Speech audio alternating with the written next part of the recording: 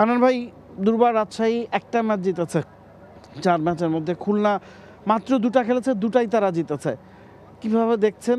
অনেকদিন পর খুলনা আজকে মাঠে নামবে, মানিয়ে নেওয়ার একটা বিষয় থাকে। আমার মনে হয় খুলনা বেটার টিম হিসেবেই কিন্তু পারফর্ম করে যাচ্ছে। তাদের টিম ব্যালেন্সিংয়ের জায়গাটা চমৎকার রয়েছে।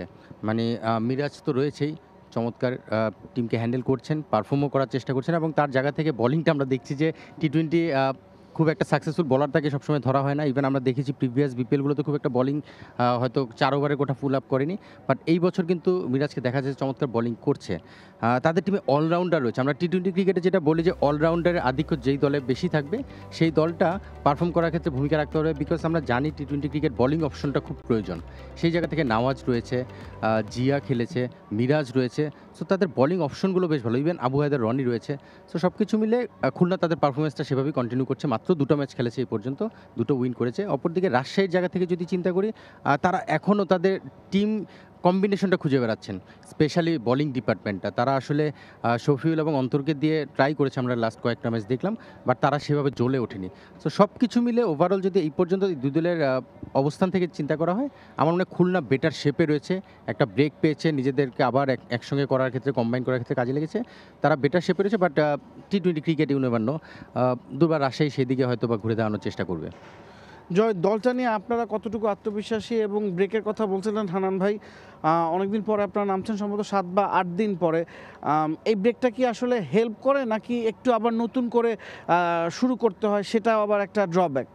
আসলে এখানে দুইটা দিকেই থাকে, কারণ দেখেন যখন একটা লং ব্রেক থাকে তখন আসলে সবাই চায় যে তাদের ফ্যামিলির সাথে কিছু সময় কাটানোর এবং খেলা থেকে বের হয়ে যাওয়ার, তারপর আবার ওইখান থেকে আবার কামব্যাক করা, খেলার মধ্যে আসা, ওইটাও একটা এফেক্ট পড়ে।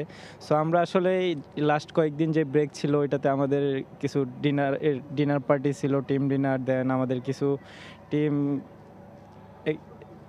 কম্বিনেশন অ্যাক্টিভিটিস ছিল কিছু। সো আমরা আসলে এখন আবার লাস্ট 2 দিন আমাদের খুব ভালো প্র্যাকটিস সেশন ছিল আমাদের আউটারে। সো আমরা আসলে লাস্ট 2 দিন থেকেই আমরা টিমের গেমের মধ্যে চলে এসেছি। সো আমাদের আজকে খেলা, আমাদের কম্বিনেশন খুব ভালো যাচ্ছে, last 2 out of 2 win. So আমরা বলতে পারি যে আমরা খুব বিশ্বাসী।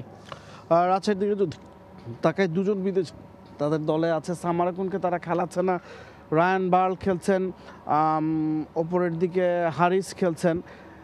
এখনও পর্যন্ত নতুন কোনো বিদেশি তারা যুক্ত করেনি। বিলাল খানকে তারা এনওসির কারণে পায়, আরাফাত মিনাসকে এনওসির কারণে পাওয়া যায়নি। এই জায়গায় কি মনে হচ্ছে যে একটু ঢিলে তালে চলছে দলটা? তারা আসলে কাগজে কলমে নামগুলো গুছিয়েছিল, ওই যে এনওসি যে ইস্যুটা, সেই জায়গা থেকে তারা হয়তো কিছু ভুল করে ফেলেছেন। অলরেডি আমরা দেখেছি এনওসি প্লেয়ার পাচ্ছে না অনেকেই।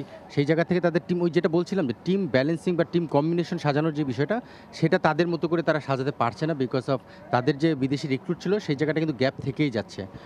এবং আমরা দেখেছি 2জন বিদেশি নিয়েও তারা খেলেছে, যেটা মিনিমাম খেলতে হয়। সেই জায়গা থেকে তারা তো কিছুটা স্ট্রাগল করছে।